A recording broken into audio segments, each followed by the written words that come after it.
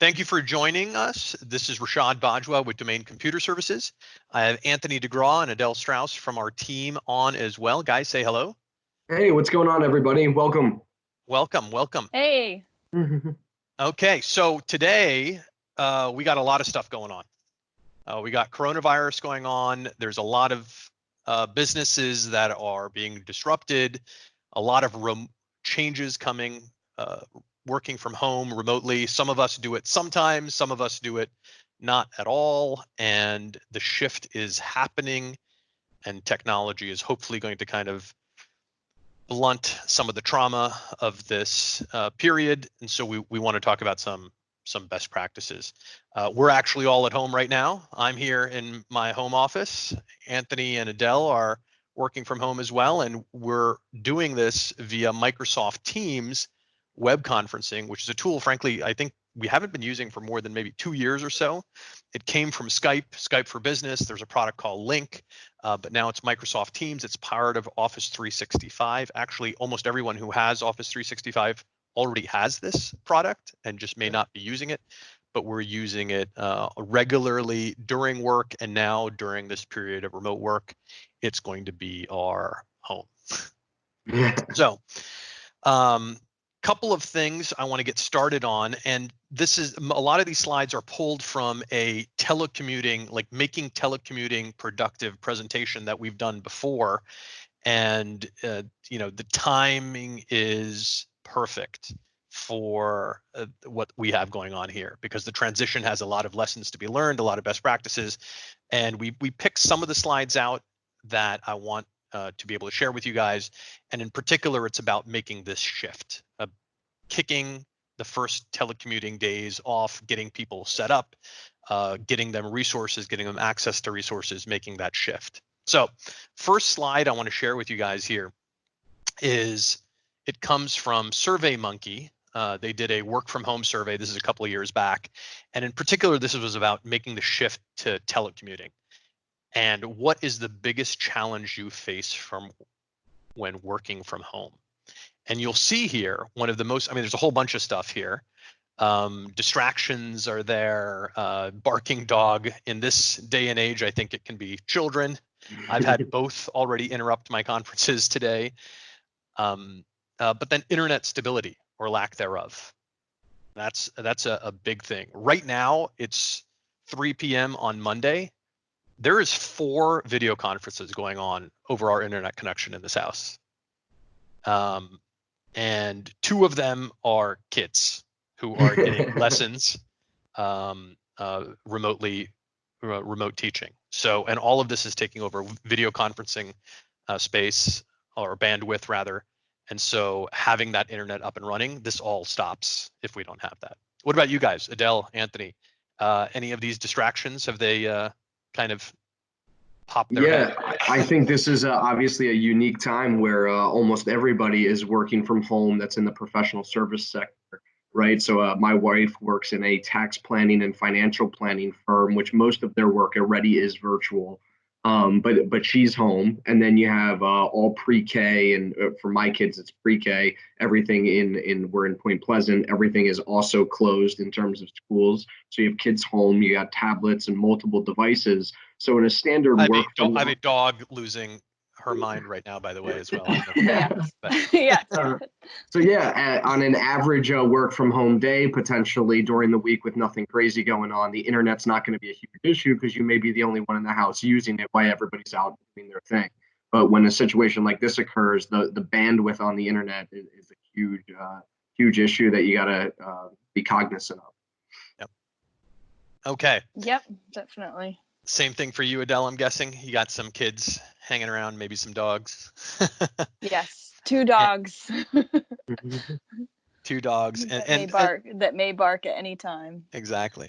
So I think we got to get over the let's apologize in advance. Something may come running in the door. I don't know how many legs it will have. I have locked the door, but I don't know whether that's going to work. So yeah, I think we're dealing with all of this, and having the internet up and running is obviously kind of the backbone behind all of this. Another thing I think that we do need to be cognizant of, this next slide, is now, if it's a snow day, I don't know that there's going to be a risk to your culture. But if this is something that goes on for an ongoing period of time, you get disconnected from the traditional office. And so just I wanted to share this as well. What do you, when working from home, what do you miss most from the office? And it's really about the non-work related conversations, meaning the interpersonal relationships that you make at work.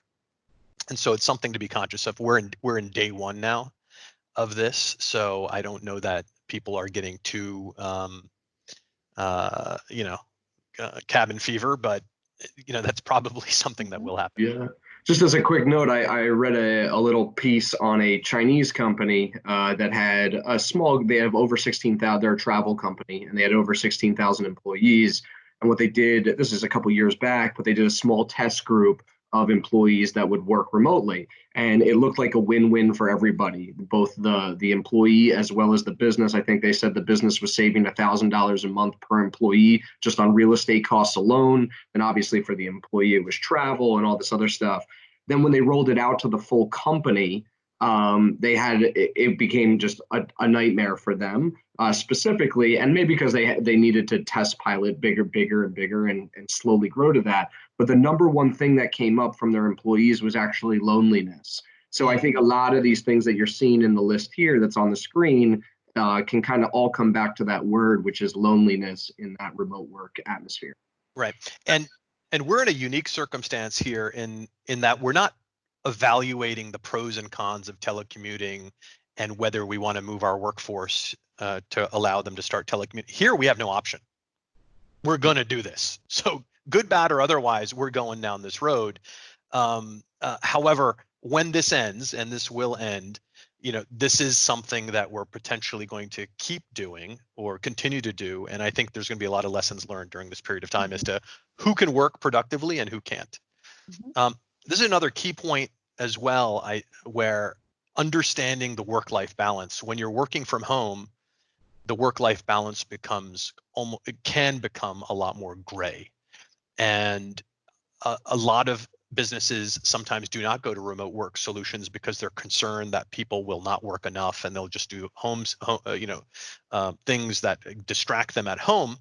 But the reality is, for most employees, it actually works the other way sometimes, which is you don't know when to stop working.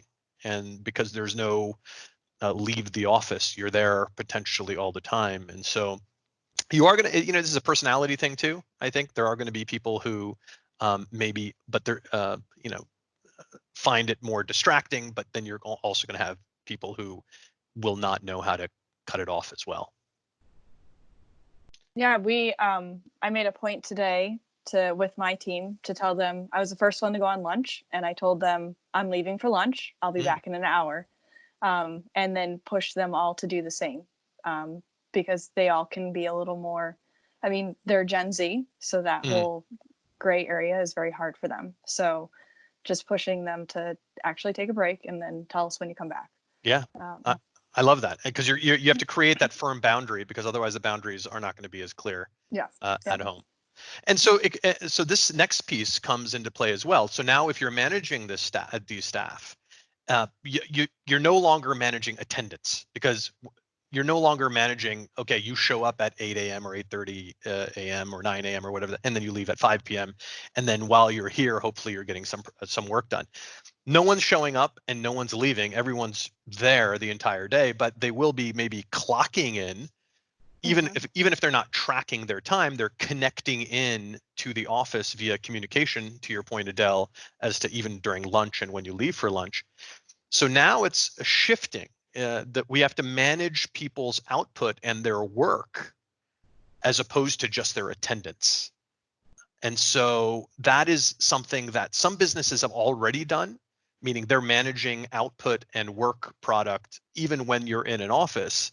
But if you weren't doing that, meaning you were managing based on attendance, remote work is going to become a lot more difficult, because you're not going to have a camera over people to know when they're coming and going constantly. And if that's the level of control you want on your staff, you may not find it to be satisfying. Yep. So, and I think, go ahead, Adele. I'm sorry. I say with marketing, because we are so project oriented, we already kind of operate that where it's more output. What did you get done today? Than it is about attendance and showing up. But Yeah. in other places, that would be way more difficult. And what I was going to add there was just it all comes down to the over communication. And if you're just getting started in this, it's clear for both upper management and lower levels to just completely over communicate in the essence of like we told the team as well is let us know what you've got done today or let us know what you're working on. That way everybody's on the same page and then clearly prioritizing to them what is the priority for today. Like I know we have a list of probably 30 things we all could be doing, but what are the 2 or 3 things that we need to make sure get done today? And then let's restart again tomorrow. And I think if everybody stays on the same page and it's communicated, then the whole team is going to be okay. Absolutely. And silence can be deafening. When you're doing remote work, silence is deafening. And that's why that over communication. And some people's personalities are just not going to be there. And you're going to need to ping them more. And they need to be reassured and reminded that they need to remain in contact, even though they're used to working as an island when they're in the office. Yeah. Next thing here, and so this is not optional. We're being forced to do this because of coronavirus in order to meet the requirements of society and do our social distancing. So even though we may not enjoy this, we might find that it's not as productive working remotely. The reality is a lot of jobs, even when you don't have a pandemic going on, can be done quite productively when you are doing it remotely. And so the next couple of slides, we're going to get into that. Depending on the roles that people have, there's some jobs can be very, very productive. And not to mention save a lot of time commuting and gas commuting.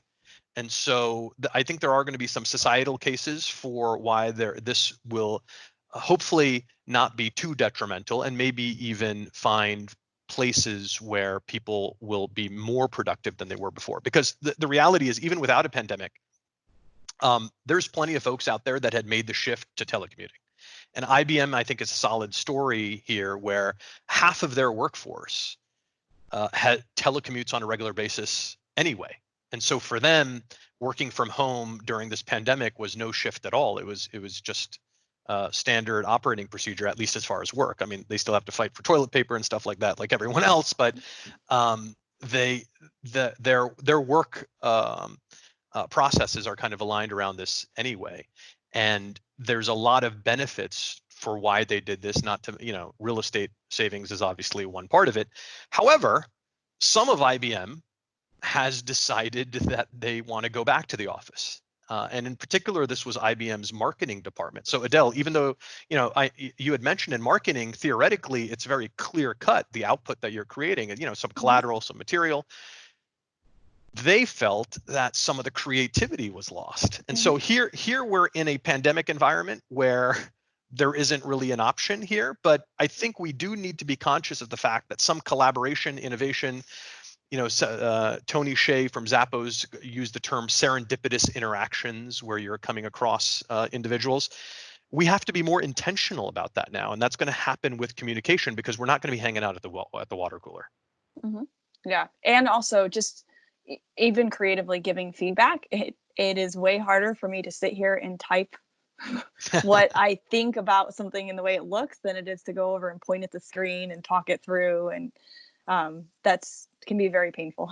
Yeah, So. and that's why I think conferences like this, like we're using Microsoft Teams right now, where you can see someone, you can see their expression, you can provide that sort of feedback.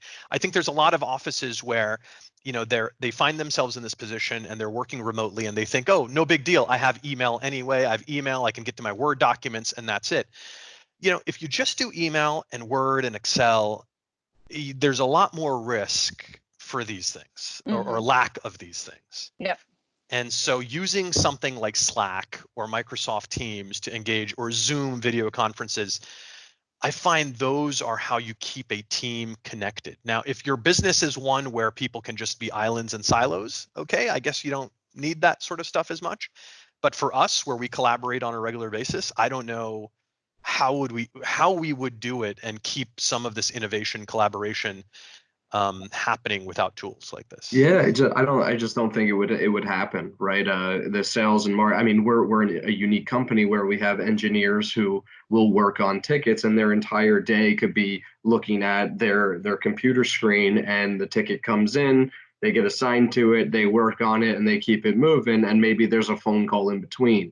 In terms of the sales and marketing side of the house, I mean, we're constantly up and about and every day talking back and forth. And literally, if you looked at our offices, there's two people minimum in I every mean, there's single. always a huddle going on, right? Always, Always. and that creates some of the best things that we've done at the company over the last 3 to 5 years. And I would never want to take that away. And even doing the video, it's great, but I'm not talking to Kevin, who's on our team, throughout the course of the day and the interactions that come up. So, Yeah. yeah, So I think you can be intentional. So you can create channels in Slack and Microsoft Teams where you can have people just kind of hanging out, virtually hanging out in these chat rooms. I mean, for lack of a better term, that's kind of what they are if you're not familiar with Slack or Teams. But it's something that we encourage people in order to create more opportunities for collaboration. So now let's talk about a couple of remote access technologies. And so this all would not be possible if it wasn't for internet. I got a gigabit Fios connection coming into our house right now, and that's why we can have 3 simultaneous video conferences going on with my kids and myself. But 10 years ago, no chance. No way we'd have to turn off video, let alone barely even have audio over the lines.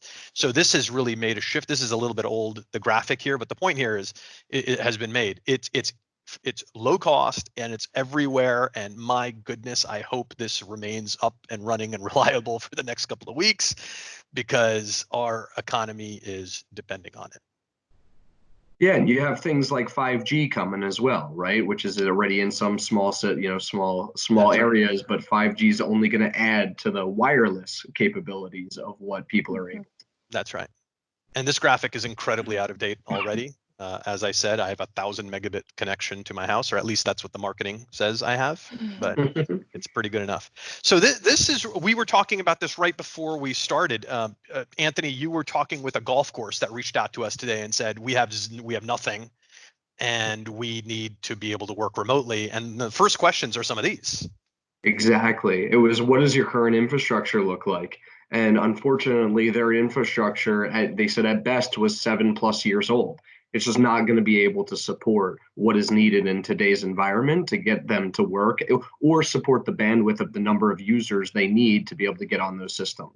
And so the reality is they didn't think about this before, and I get it. It wasn't top of mind. No one was planning for a pandemic. But I'll be honest with you, we had a 9/11, we had Hurricane Sandy, we've had quite a few events where these sort of business continuity plans have had to kick in. Even though pandemic may not have been on the top of that list, we need to think about this, even if for things as small as a snow day. And so these are the questions that we need to answer. Okay, you want to be able to function remotely. What does that mean? What do you need access to?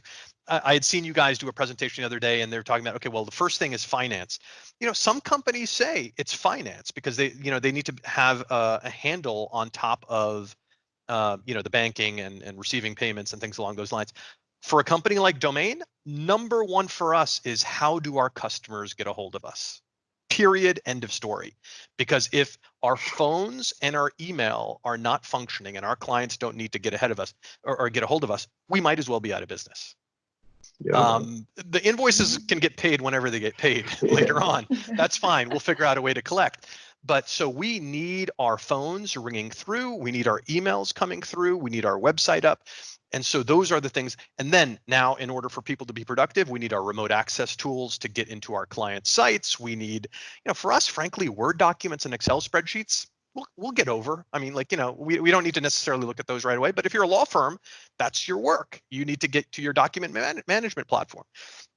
So the first is, okay, what do you need access to?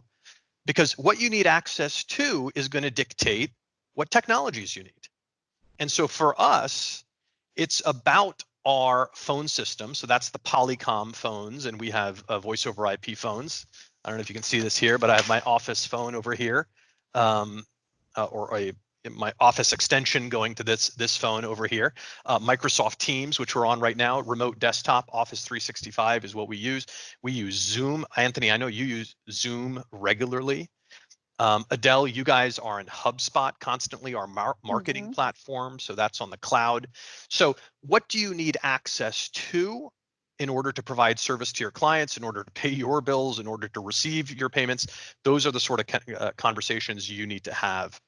And they're going to be delivered to you. Yeah, sorry. Rashad, real quick, I remember it was like my first week when I joined Domain. You literally on the whiteboard in front of me just mapped out, like, let's talk through all the solutions we have here at Domain in terms of what systems do we use. And it was phone systems, it was our ERP software, it was all these different things. And then you asked me the question, like, how long do you think we could go without this? And it was like a day, 5 days, a day, 3 hours, 2 hours, 1 hour. It doesn't need to be instant. And I think a lot of companies should be doing that. They should be mapping it out. And they're usually not having that conversation until an emergency happens or we walk in the door and kind of help them think through these applications that they're using. Well, Anthony, anyone who's watching, if they want to have that conversation, I'm sure you're more than willing to help them out with that. Yeah, right? Okay, exactly. Good. So all of these tools are available in order to make remote work more productive. But as a reminder, all of this sits on top of high-speed broadband. And so you now are potentially an issue where you now not only have to have internet access at your office, but all of your employees' homes, you need to make sure that they have reliable internet. You may not have cared whether your employees had Comcast or Fios or whatever, but now it might be your problem, or at least if it's not working, you're going to hear about it. So things to think about. Also, the last thing I want to bring up here is even though right now you got to just get up and running. I get that. Cybersecurity has to be a concern, and we're incredibly concerned ourselves because a lot of people now out of desperation are doing things that they shouldn't be doing. Loading software, opening up ports and access into their networks that are putting them at risk. And so specifically things like setting up a VPN. If a VPN is not set up properly, a home computer can infect an entire office network. And that's a big, big risk. And so we want to make sure that people are doing this with proper due diligence, proper care, because yes, you need to function. There's no doubt about that. Business can't just shut down. But we want to make sure that we're not doing something that's putting the business at long-term risk as well. And so something very, very important to make sure that whoever is helping you with this is cognizant of the cybersecurity ramifications. So a couple of telework, telecommuting best practices, policies that we want to touch on, and we're going to go through these relatively quick. Later on, I think Anthony and Adele, you guys are probably planning on having some additional presentations where we can maybe do some deep dives, but bring your own device. So Domain, we regularly telework. We have staff that are working remotely all the time. So for us, every staff person has a laptop that is already pre-configured, locked down, with all of the cybersecurity stack that we need, as well as all of the tools that we need. Anthony just mentioned some of those. A soft phone to be able to get phones, Microsoft Teams, Outlook, Office 365, all of that sort of stuff. But if you don't have that, you now are in a position where you now have to have staff using their home computers to connect into your tools. And that's bring your own device. So there's some pros there in that, yes, you save money on the front end because you're not providing everyone with a laptop or a pre-configured laptop. And you leave a lot of that to the employee to kind of get in place. And so some of these things, provide value, but there's generally a trade-off too. And the biggest trade-off is you now are accepting the risk of a device that you have no visibility into. And that risk may be acceptable for a very short period of time in order for you to get things up and running, especially if you don't have any sort of alternative. But you do need to be conscious of that, perhaps even insisting that people install security softwares or minimum requirements on their home laptops or computers before they connect is really, really important, because we want to make sure that this doesn't become a long-term issue. Also, now for those companies that are not used to a remote workforce, these things really kick in. So operational maturity is a term that we use just to evaluate how mature the operations of an organization are. Highly operationally mature companies, whether they're all in an office or whether they're remote, there generally is not that much of a difference because there's firm processes, procedures, and accountability in place for people to be able to achieve the results that they need. Operationally immature companies, where they are keeping people accountable for showing up, it becomes a little bit difficult because now people aren't showing up in front of you and you cannot see that. Also, depending on the type of roles and the type of industry that you're in, this is going to be more practical or less practical. There's no way, like we had an axe throwing event that we were going to have on Thursday. I feel for that company. There is no amount of technology that we can give to an axe throwing business to continue to operate. Whereas a vast majority of other professional services businesses like accountants or lawyers, they can basically do 90, 95, almost 100% of the stuff that they need to do remotely because their tools are delivered via technology. And so some of these roles like customer service, outbound telesales, sales, these are generally speaking, pretty easy to measure the output and the deliverables remotely. And so these roles are pretty successful when they are moved to telemarketing. Some of these, like marketing and software developers and IT, it's a mixed bag. So for example, we have one of our marketing folks that does a lot of video editing, right, Adele? I believe if you can speak a little bit to, what are his limitations when doing telecommuting? Yeah, so he was just talking with me actually before this call. He was trying some of the editing work through the VPN, and the lag was just too much for him. So that was definitely something that we kind of already knew in advance, and that might be an issue. But because we want to keep the files secure on our network, as well as have the power for him on the computer, that all comes down to connection and device and everything like that. So those kinds of, for marketing firms or creative firms who are doing more of this work that requires a powerful device, there has to be additional considerations. For sure. And video editing in particular is such a heavy lift. Yeah. Where if you were trying to transfer one of these 4K or HD videos back and forth over an internet connection, frankly, you would hog the entire internet connection just for that one file. So some of those roles or some of that work is going to be more difficult to scale, but there are workarounds that you can put in place even for that, meaning either you move them to the data or you move the data to them. But that there is a trade-off. The vast majority of these other roles, though, can, as long as you're operationally mature and you have good processes in place and accountability, can be handled pretty easily remotely. Frankly, a lot of companies already, these roles that are green, already outsource these or have remote workforces all around the nation or world delivering these sort of services. The reason why outsourcing in India exists is because customer service and telesales can be outsourced via teleworking very easily. Exactly. Some roles that just cannot. Receptionists, obviously, facilities management, axe throwing, unfortunately, I mentioned. Restaurants have to be physically in person. Movie theaters, a lot of these businesses are now forced to being closed, and so hopefully, there's going to be some support for them. But outside of these roles, we have some success. Managers, now that's also one where it becomes a little bit difficult, but there's no issue or there's no option in a pandemic mode where even managers, one-on-ones, reviews, that can be done via video conferencing. It just takes a lot more work and an intentionality. The other thing, we want to bring up is when it comes to hourly workers, Domain doesn't have a lot of hourly workers, but those that are working remotely now, if they're not coming into an office, how do we track their time? How do they get paid for work? And so, because they're working from home, and when does that work start and when does it stop? Just a consideration, we're not lawyers and we don't pretend to be ones, but please do keep that in mind, because now the cloudiness, the gray area of working from home, all of the regular labor rules that apply when you're in working in a physical office, potentially you still have to be cognizant of, as far as work time and overtime and things along those lines when people are working from home.